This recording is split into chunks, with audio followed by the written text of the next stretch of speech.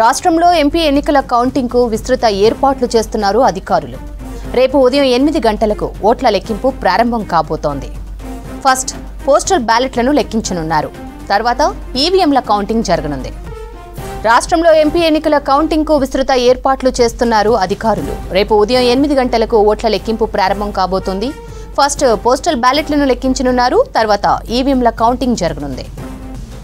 రాష్ట్రంలో ఎంపీ ఎన్నికల కౌంటింగ్కు విస్తృత ఏర్పాట్లు చేస్తున్నారు అధికారులు. రేపు ఉదయం 8 గంటలకు ఓట్ల లెక్కింపు ప్రారంభం కాబోతోంది.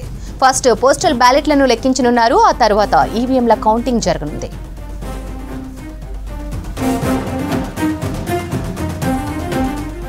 చేవెళ్ల ఆదిలాబాద్ సెగ్మెంట్ పై మరిన్ని డీటెయిల్స్ శ్రీను లైవ్ లో అందిస్తారు. Srinu, over to you. కౌంటింగ్కి సంబంధించినటువంటి ఏర్పాట్లన్నీ కూడా పూర్తయ్యాయి. ఇక రేపు మధ్యాహ్నం దాదాపుగా 12 గంటల వరకు పార్లమెంట్ ఎన్నికల రిజల్ట్ దాదాపుగా ఒక క్లారిటీ వస్తుంది. ఎవరికి ఏ పార్టీకి మెజారిటీ సీట్లు వస్తున్నాయి, ఎవరు గెలిచేటువంటి అవకాశం ఉందనేది ఒక క్లారిటీ అయితే వస్తుంది. ఒకసారి మనం చేవెళ్ల పార్లమెంట్ చూద్దాం. చేవెళ్ల పార్లమెంట్లో మొత్తం 29,38,000 ఓట్లు ఉంటే దాదాపుగా 16,57,000 ఓట్ల వరకు అంటే 56% మేర పోలింగ్ నమోదైంది. సో ఎవరికి వారైతే ధీమాతో ఉన్నారు. చేవెళ్ల పార్లమెంటు నుంచి కాంగ్రెస్ నుంచి రంజిత్ రెడ్డి పోటీ చేశారు. అట్లనే బీజేపీ నుంచి కొండా విశ్వేశ్వరరెడ్డి, బీఆర్ఎస్ నుంచి కాసాని జ్ఞానేశ్వర్ ముదిరాజు. సో ఈ ముగ్గురు కూడా కుబేరులు, చాలా ఆర్థికంగా బలంగా ఉన్నటువంటి నాయకులు. సో ఇప్పుడు చర్చ జరుగుతుంది. పార్లమెంటు చేవెళ్ల పార్లమెంటు నియోజకవర్గంలో ఎవరు గెలవబోతున్నారు అనేది నిన్న మొన్నటి వరకు ఎగ్జిట్ పోల్స్ చూశారు. అంతకుముందు అంచనా వేసుకున్నారు. సో తమ కార్యకర్తలు వేసినటువంటి అంచనా కావచ్చు, పోలింగ్ సరళి కావచ్చు, ఇవన్నీ చూసుకున్నారు. ఇక రేపు ఫలితాలు ప్రకటించబోతున్నారు కాబట్టి సో ఎట్లా ఉంటుంది అనేది ఒక ఉత్కంఠ నెలకొని ఉన్నది. గతంలో అంటే 3/2 అంటే 3/2 వరకు పట్టణ ప్రాంత ఓటర్లు ఇక్కడ ఉంటారు. సో కాబట్టి ఎటువైపు ఎవరికి మొగ్గు చూపుతారు అనేటువంటి ఒక ఆసక్తి నెలకొన్నది. సో ఈ ముగ్గురిట్లో ఎవరు గెలవబోతున్నారు? ఒకవైపు ఏమో కాంగ్రెస్ పార్టీ ఖచ్చితంగా పూర్వవైభవం సాధించుకోవాలని చెప్పి ప్రయత్నాలు చేస్తుంది. అందులో రంజిత్ రెడ్డి గెలుపు కోసం తీవ్ర ప్రయత్నాలు చేశారు. ఆయన బీఆర్ఎస్ నుంచి కాంగ్రెస్ పార్టీలో చేరారు. ఆ తర్వాత టికెట్ సంపాదించారు, మనకు తెలిసినటువంటి విషయమే. ఆయన ఒక టఫ్ ఫైట్ కూడా ఇస్తున్నారు. అక్కడ 2 పార్టీల చేవెళ్ల నియోజకవర్గంలో 2 పార్టీల నుంచే పోటీ ఉంటుంది. అందులో రంజిత్ రెడ్డి అట్లనే కొండా విశ్వేశ్వరరెడ్డి బీజేపీ వర్సెస్ కాంగ్రెస్ పోటీ ఉండేటట్టుగా రాజకీయ విశ్లేషకులు కూడా చెప్తున్నారు.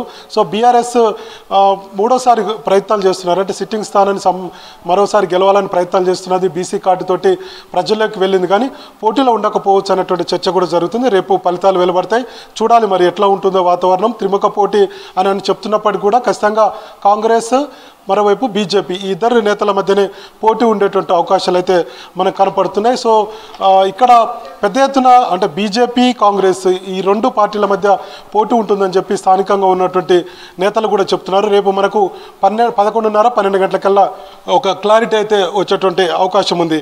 ఇక అసెంబ్లీ అప్పుడు 2023 అసెంబ్లీ ఎన్నికల్లో ఒకసారి కనుక చూస్తే అప్పుడు కారు పార్టీ దాదాపుగా అంటే 4 నియోజకవర్గాల్లో ఉంది. అంటే బీఆర్ఎస్ 4 నియోజకవర్గాల్లో ఉంది. సో అందులో చేవెళ్ల ఎమ్మెల్యే ఉన్నారు. అట్లనే రాజేందర్ నగర్ ఎమ్మెల్యే కూడా బీఆర్ఎస్ అభ్యర్థి, బీఆర్ఎస్ ఎమ్మెల్యే ఉన్నారు. తర్వాత షేర్లింగంపల్లి, తర్వాత మహేశ్వరం, ఈ 4 నియోజకవర్గాల్లో 2023 అసెంబ్లీ ఎన్నికల్లో జరిగినప్పుడు బీఆర్ఎస్ ఈ 4 అసెంబ్లీ ఎన్నికల్లో గెలిచింది.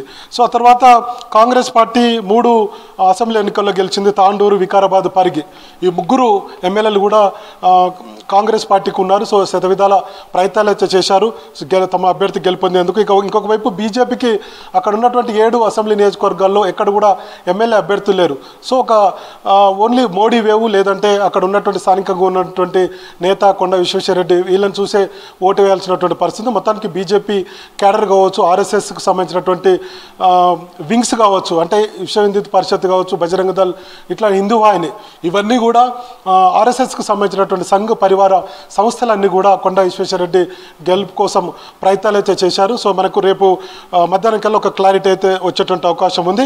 ఇక మరోవైపు ఆదిలాబాద్ విషయానికి వస్తే, ఆదిలాబాద్ పోయినసారి 2019 ఎన్నికల్లో చూసాం. 2019లో ఆదిలాబాద్లో బీజేపీకి ఒక్క ఎమ్మెల్యే కూడా లేరు, 7 అసెంబ్లీ నియోజకవర్గాలకు సంబంధించి. కానీ అనూహ్యంగా బీజేపీ ఎంపీ అభ్యర్థి సోయం బాబురావు 2019 పార్లమెంట్ ఎన్నికల్లో గెలుపొందారు.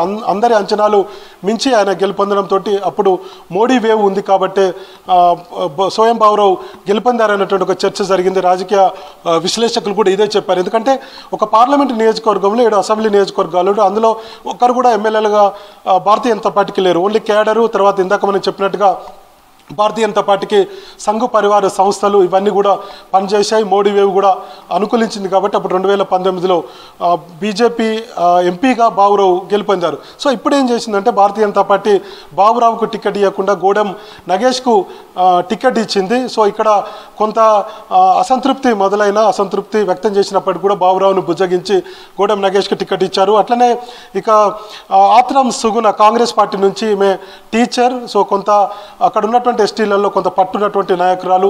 సో అక్కడ ఆదివాసీలకు సంబంధించినటువంటి సమస్యల మీద పోరాటం చేసేటువంటి మహిళగా ఆమెకు పేరుంది. కాబట్టి ఆత్రం సుగుణకు కాంగ్రెస్ పార్టీ టికెట్ ఇచ్చింది. సో శతవిధాల ప్రయత్నాలు అయితే చేశారు. అక్కడ పోటీ కూడా 2 పార్టీల మధ్యనే ఉంది.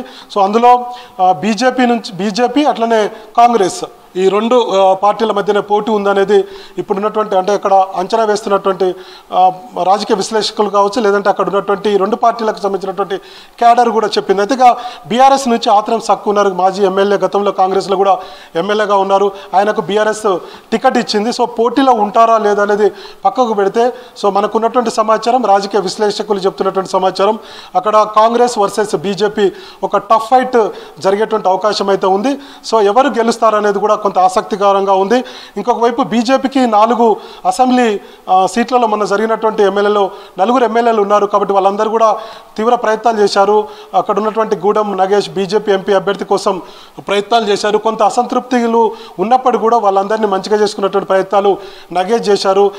కాబట్టి బీజేపీకి ఎక్కువగా అవకాశాలు ఉంటాయనేది భారతీయ జనతా పార్టీ నేతలు చెప్తున్నారు. మరోసారి సిట్టింగ్ సీటును కాపాడుకునేందుకు భారతీయ జనతా పార్టీ ప్రయత్నాలు చేస్తుంది. సో ఈసారి మాత్రం కాంగ్రెస్ నుంచి ఆత్రం సుగుణ కూడా గెలుపొందేటువంటి అవకాశాలు తీవ్రంగా ఉన్నాయని చెప్తున్నారు.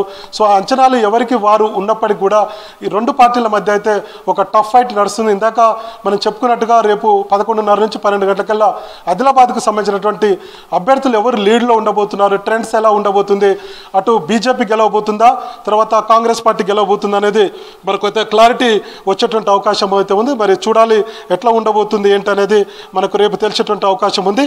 ఇక మొత్తంగా ప్రజలైతే అంటే తెలంగాణలో ఉన్నటువంటి పబ్లిక్ అంతా కూడా రేపు ఫలితాలు వెలువడబోతున్నాయి కాబట్టి దాదాపుగా 4 రోజుల తర్వాత ఫలితాలు రాబోతున్నాయి. ఎవరు గెలవబోతున్నారు, తమ అభ్యర్థికి ఇన్ని రోజులు ప్రచారం చేసినటువంటి పార్టీకి సంబంధించినటువంటి ఆయా పార్టీ క్యాడర్ అంతా కూడా ఆసక్తితో ఉంది. మరోవైపు ఈసారి ఏ పార్టీకి ఎక్కువగా సీట్లు రాబోతున్నాయో కాంగ్రెస్ పార్టీ ధీమాతో ఉంది.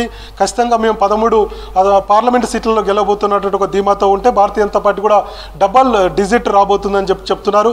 సో ఈ 2 పార్టీల మధ్య అయితే హోరాహోరీ పోర్ అయితే జరగబోతున్నట్టుగా అంచనాలు కనపడుతున్నాయి. ఎగ్జిట్ పోల్స్ కూడా చాలా సంస్థలు, సర్వే సంస్థలన్నీ కూడా ఒక టఫ్ ఫైట్ కాంగ్రెస్ పార్టీకి అట్లనే బీజేపీకి మధ్య ఒక టఫ్ ఫైట్ జరగబోతుంది అనేటువంటి ఒక చర్చ అయితే ఉంది.